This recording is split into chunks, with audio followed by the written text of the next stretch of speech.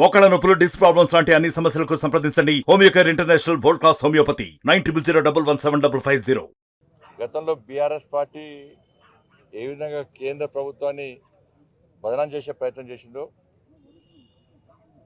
Congress party కూడా ఇద్దరు కూడబలుకొని BRS Congress ఇద్దరు కూడబలుకొని ఇవాళ సింగరేణిని భారతీయ జనతా పార్టీ ప్రైవేటీకరణ చేస్తుంది, ప్రైవేట్ పరం చేస్తుందని చెప్పి ఒక తప్పుడు వాతావరణాన్ని తయారు చేసే ప్రయత్నం చేస్తున్నారు.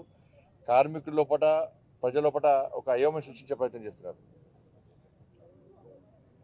రామగుండము పర్యటన సందర్భంగా నరేంద్ర మోడీ గారు పూర్తి స్పష్టం చేశారు. ఒక ప్రధానమంత్రి హోదాలో నరేంద్ర మోడీ గారు రామగుండంకి వచ్చి సింగరేణిని ప్రైవేట్ పరం చేయడము కేంద్ర ప్రభుత్వం ద్వారా సాధ్యం కాదు.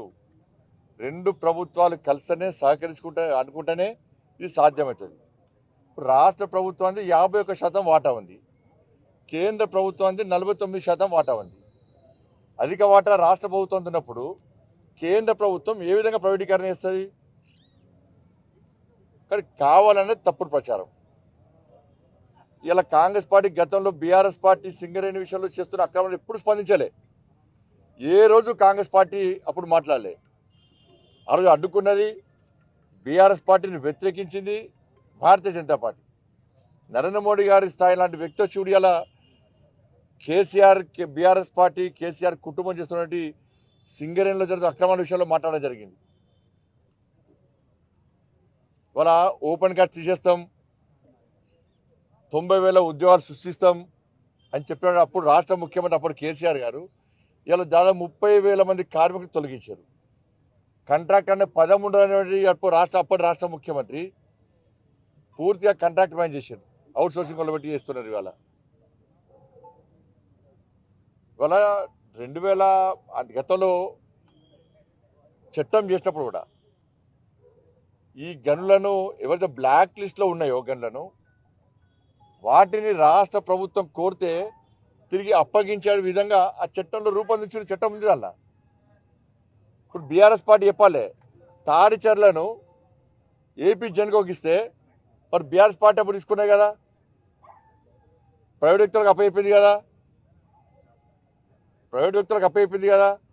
పూర్తిగా సింగరేణి ప్రైవేట్ వ్యక్తులకు అప్పయిపోయిందే కేసీఆర్.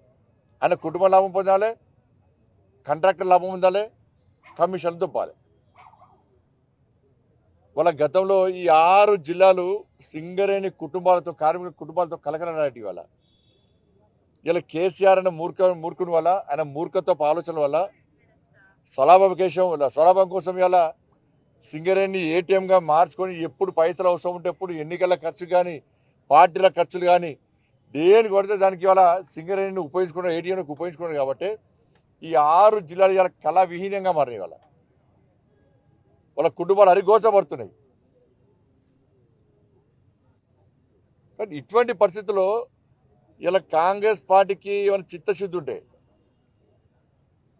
మీకు నిజాయితీ ఉంటే, సింగరేణి మీద ప్రేమ శ్రద్ధ ఉంటే, సింగరేణి కార్మికుల మీద మంచి ఆలోచన మీకు ఉంటే, గతంలో కేసీఆర్ ప్రభుత్వం చేసినటువంటి అవినీతి మీద మీరు సిబిఐ విచారణ కోరండి.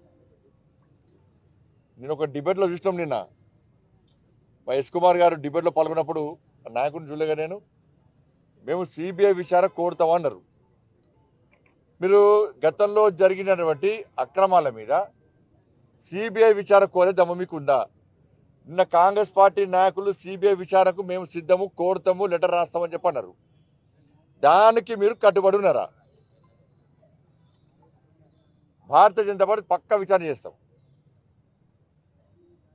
కాబట్టి గతంలో కేసీఆర్ కుటుంబం ఏ విధంగా దీని లాలూచిపడి సింగరేణిని నష్టాలకు గురి చేసి స్వలాభం కోసం ఏ విధంగా పుట్టుబడి పైసలు చంపిందో కాంగ్రెస్ పార్టీ బీఆర్ఎస్ పార్టీ శిక్షణ పొందింది. మరిన్ని వీడియోస్ కోసం ఛానల్ ని సబ్స్క్రైబ్ చేయండి, లేటెస్ట్ అప్డేట్స్ కోసం వాట్సాప్ ఛానల్ ని ఫాలో చేయండి అండ్ లింక్ డిస్క్రిప్షన్ లో ఉంది.